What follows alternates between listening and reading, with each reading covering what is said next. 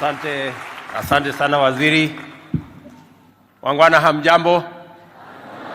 Mambo? Haya, tunaweza keti chini. Asanteni sana.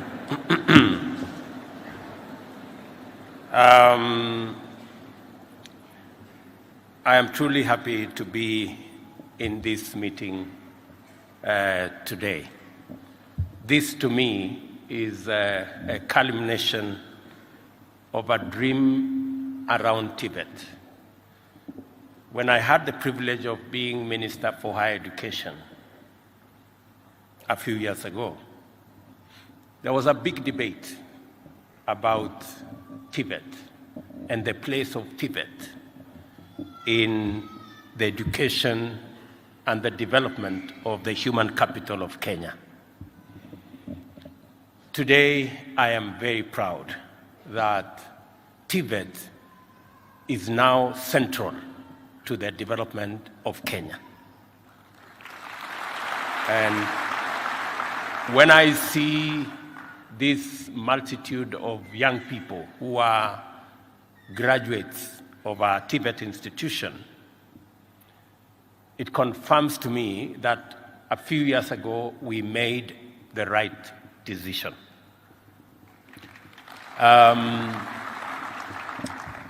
From 2014, we took the firm position that we must equip more young people with technical skills and competencies that would make them contribute their energy and talent and passion in driving the progress and the development of our country.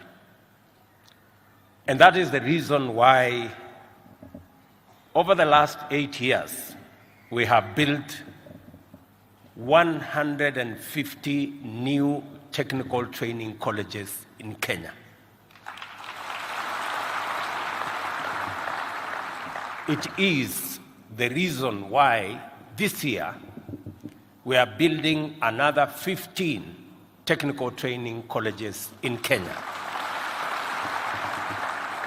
And it is also the reason why we will be equipping about 70 technical training colleges in Kenya with equipment that will facilitate the greater understanding and learning and equipping of skills of young people like yourselves across Kenya. And I am very proud that today we have very proud masons, very proud electricians, very proud carpenters, very proud technologists. I am truly happy that we have realized the place of technical training as a country, and the young people of our country are immersed in acquiring technical skills. Pongezi nyinyi wote who are graduates today.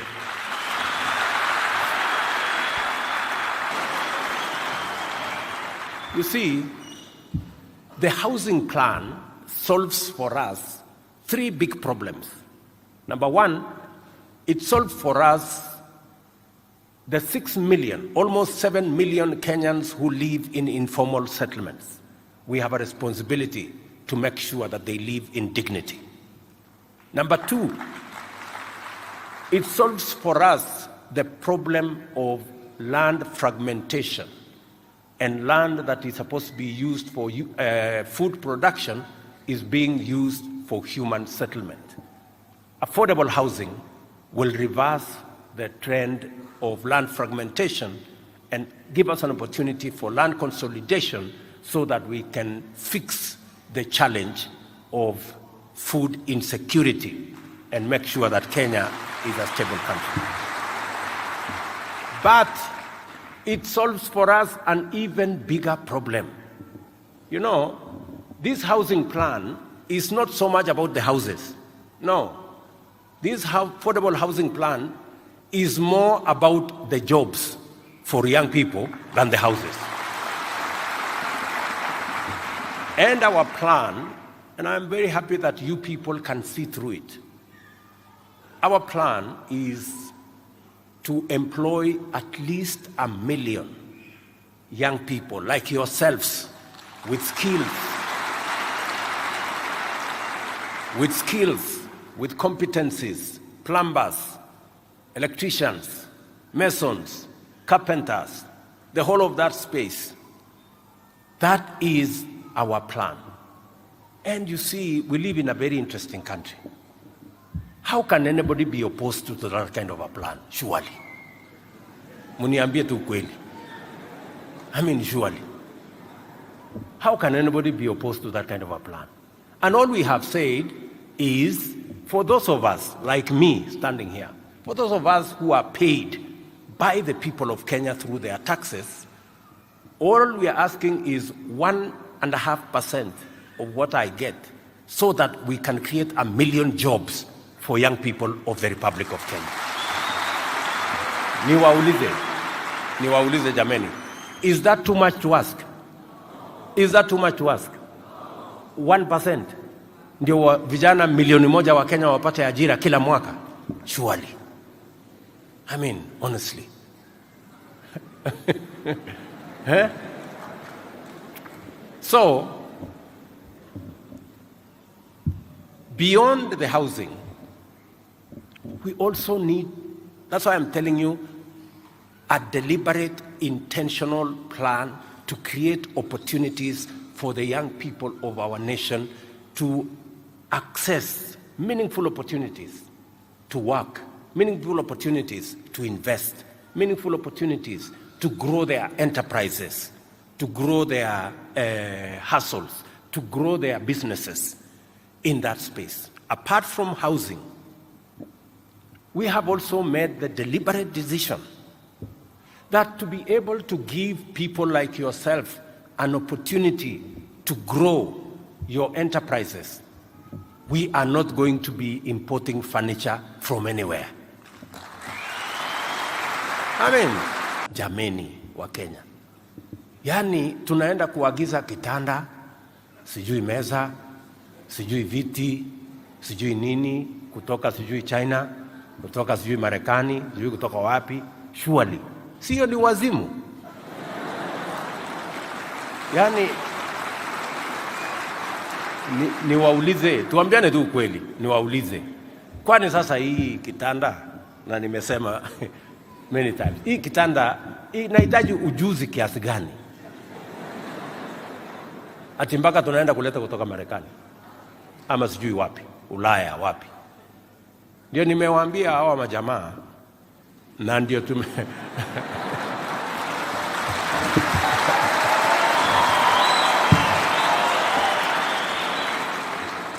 mambo ya kwenda kuagiza kitanda haitafanyika tena, kwa sababu hii kitanda inahitaji mbao, randa, musumeno, nyundo na msumari. Story finish. Na jamaa ameketi hapa hako na hiyo skill ya kufanya hiyo kazi.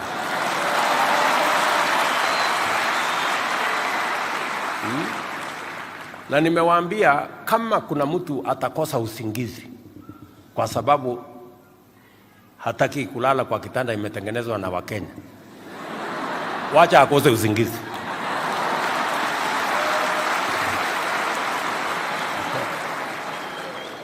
Ama namna gani? Tunaelewana my friends? So tumesema vile vile hatuwezi tena kuagiza ati simiti, ati tuagize ati steel. Imagine mpaka hata samaki tunaagiza. Unaona ile ujinga iko hii Kenya? Alafu kuna watu wanapinga, wanasema hapana, tuendelee tu kuleta samaki kutoka sijui wapi, tuendelee tu kununua furniture kutoka huko, tuendelee. Hiyo ni wazimu, please. Tuachane na hiyo story. Let us just agree.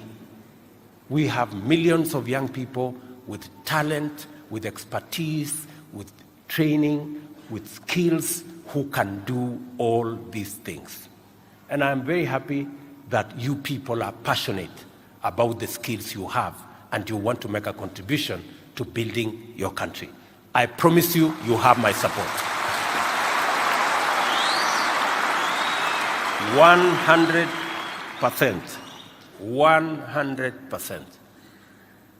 Na tutasukumana kusukumana kabisa mpaka tuhakikishe ya kwamba hii mpango inasonga mbele, ndio tubadilishe nchi yetu jameni. In this plan, we are empowering young people to engage with employment opportunities in the first instance. And as a first step towards ownership of enterprises in every sector, in any part of our country, and in fact going into the continent. Just to let you know, we have now the Continental Free Trade Area. We're going to export these skills and the products that will come from these skills into the continental space market that we are developing. I have sent my Minister Moses to 20 countries in Africa to consolidate the market for the products coming from Kenya. We have just concluded signing the agreement with the European Union on market access for our products as Kenya. We are finalizing, going into this morning. I had an engagement with American officials. We are concluding agreement on access by Kenyan products into the American market. Today, America is our largest export market. And we are working on how to make it even better, how we can access our leather products, our textile products into the American market. Because we want to build opportunity for you. When you grow your businesses, you have a market to export the products that you are creating. That is how to go into the future. That's how to grow our country. The connection between this graduation ceremony and our agenda, as I have told you, is how we can expand market, whether it is through CFTA, Continental Free Trade Area, EAC, or other pieces of infrastructure, financial infrastructure that we are working on. This ceremony signals to the nation that the Kenya Commercial Bank Group, through the Kcb 2Jiajiri program, has successfully undertaken a monumental project, paving the way for other corporates to make their contribution to solving the skills gap frequently encountered by many industries, which have led to calls for the overhaul of our education system. This is highly commendable, and I express my great appreciation to Kcb Foundation, 2Jiajiri program, GIZ, and the German government for working with us on this program. Asanteni sana.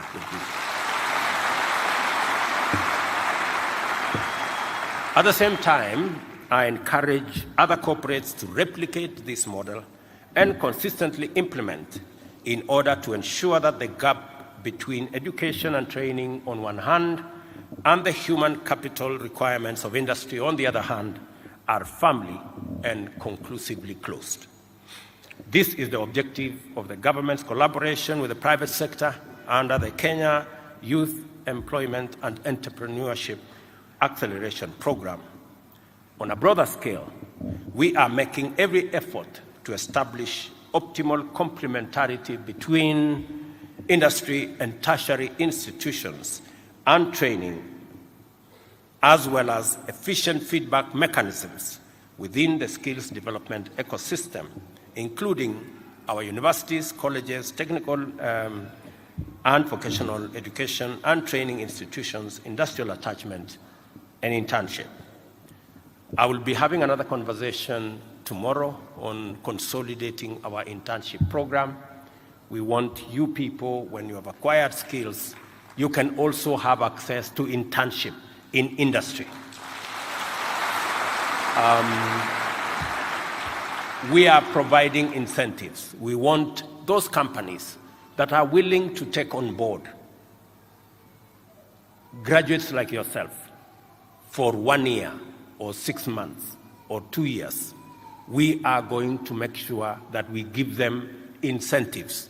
We are going to tell them if they pay 25,000, the government of Kenya will refund them 12,000 so that they can be able to carry on board many young people.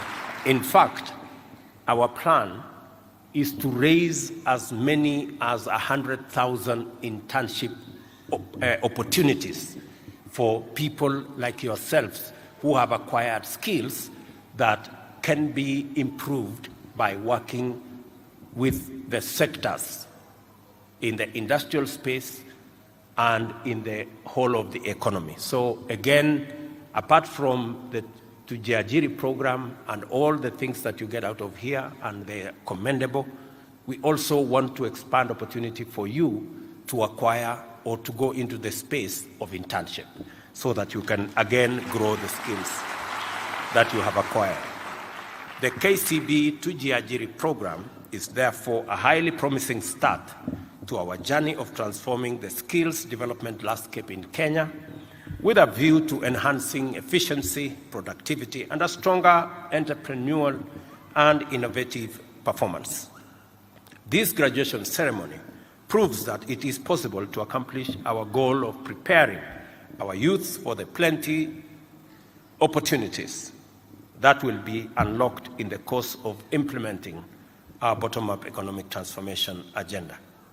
As I encourage other corporate sectors to emulate Kcb in enriching our national skills and endowments, I also want to appreciate the German International Development Agency, GTZ, for its support to the program through its employment and skills for Eastern Africa E4D program.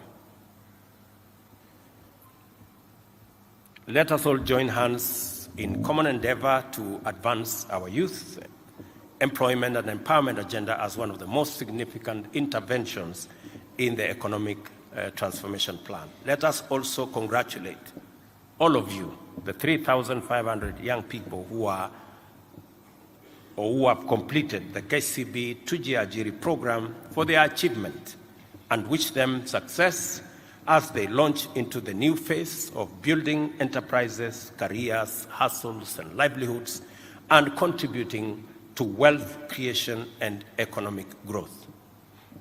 I want to encourage all of you that together as a country, we will stand together to do that which is right for all of us. And that is why everything else we are doing, and I have told you this, we are deliberate, we are intentional about creating opportunities for millions of young people to contribute their talent, their expertise, their skills, their knowledge, in making sure that they grow themselves, they grow their enterprises, and they support us in growing our economy. And we are going to have specific, I've said, we're going to work on housing, the whole space, and I was happy with what Patricia said, the whole space about the county aggregation. You are aware we are putting up in every county aggregation and industrial park. We will need your skills in the county aggregation and industrial parks. We will need your skills in the special economic zones.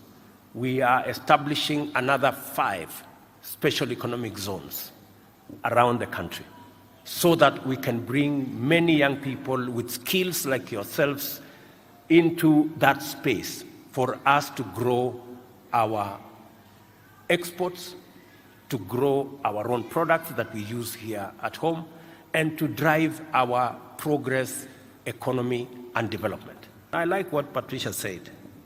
She said that don't expect miracles to happen. Don't wait at home. I like what James said. Usikae tu nyumbani hapo ati unangojea ati itafika nyumbani. Haiwezi, jitume. That is what James was saying. Si ndio? So vile nyinyi mnajituma, na sisi kama serikali tutajituma.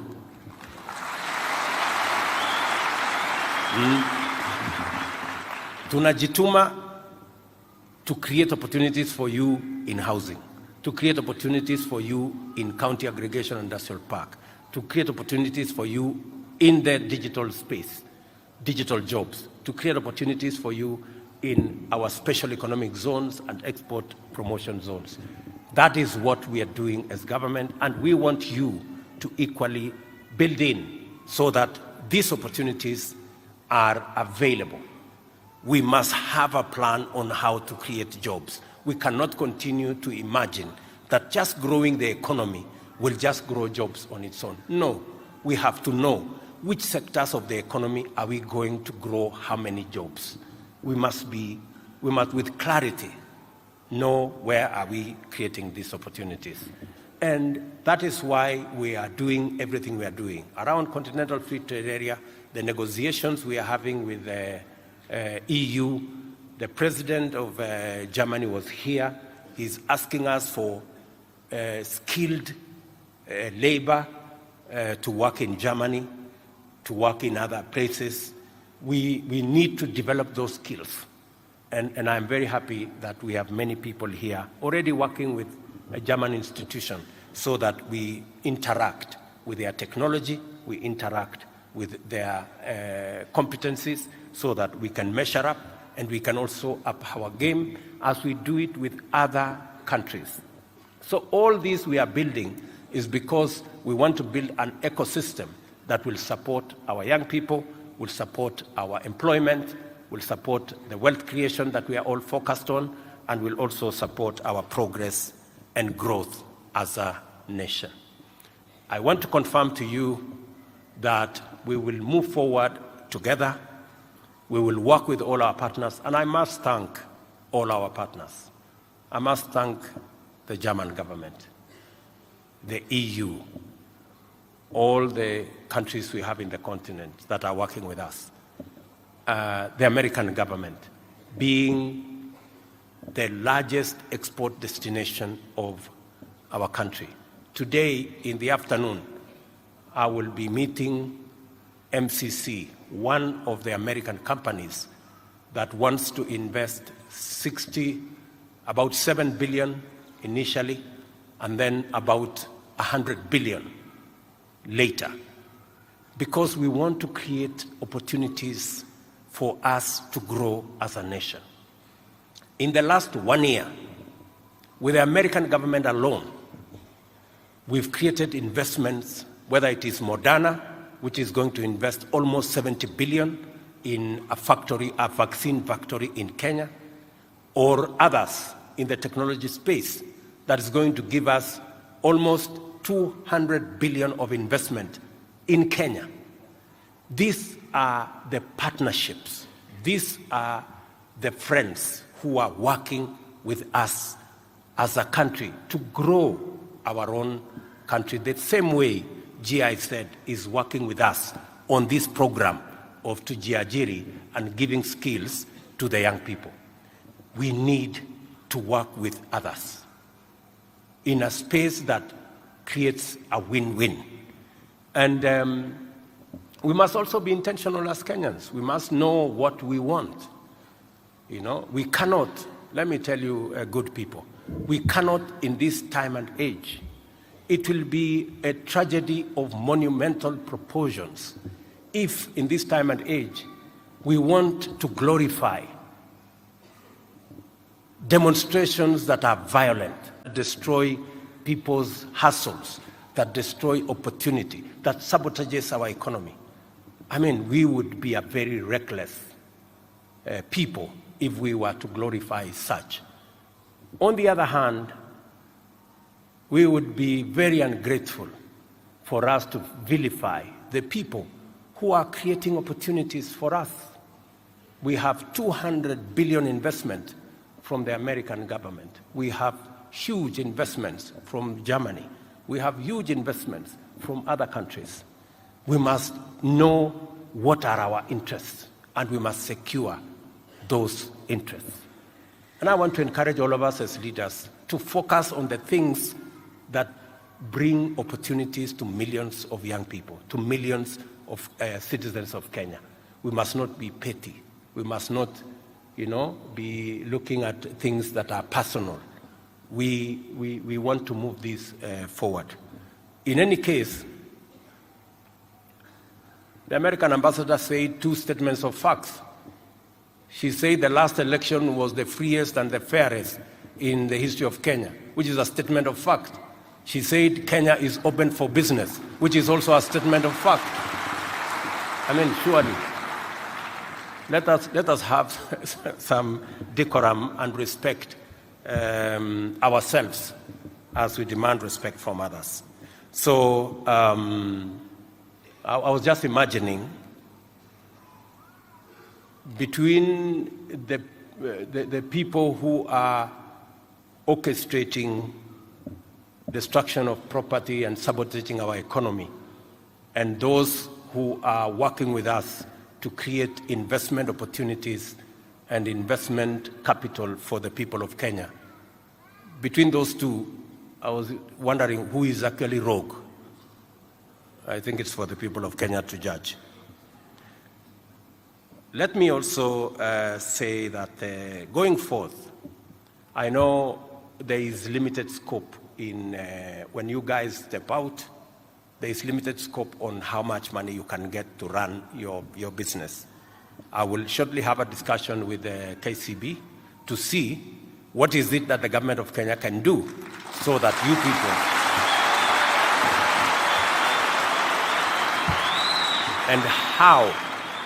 and how do we reorganize the space around Hustler Fund to make sure that you can get opportunities, especially with your skills, whether we can leverage on that to give you more money to be able to do and run your enterprises.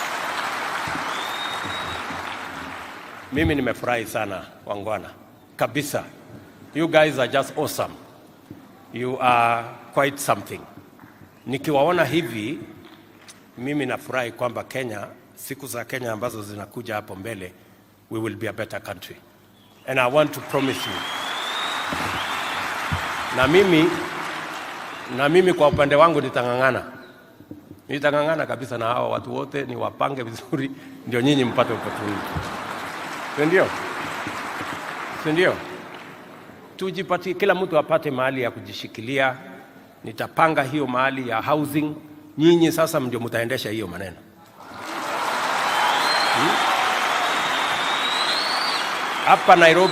Hapa Nairobi peke yake, hapa Nairobi tutakuwa na nyumba karibu 60,000 ambayo tunataka kujenga.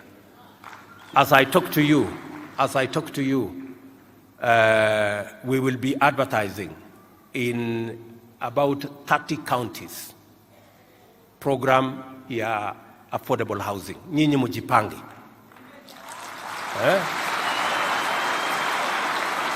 Mutakuwa pale, mutajipanga. Mujipange kabisa, kwa sababu hiyo opportunity tuna create ni opportunity yenu. Na wale vijana wengine wa Kenya.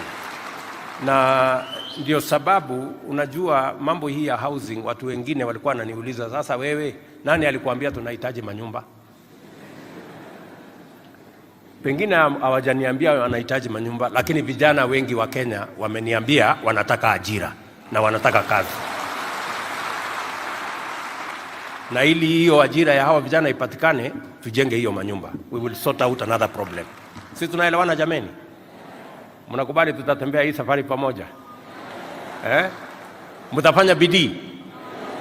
Sasa tunataka pale kwa hiyo manyumba mnajenga, hatutaki nyumba ianguke. Ama kuwe na leakage, ama ile plumbing ikuwe na kasoro. Mumepata skills ya kutosha? Mko chonjo? Kabisa. I am counting on you, good people. Musiniangushe. Tafadhali. Musiniangushe. Na mimi sitawaangusha. Upande yangu nitafanya bidii. I wish you the best of luck as you venture into the world of work and enterprise. May God Almighty bless you and the works of your hands. Asanteni sana na mbarikiwe.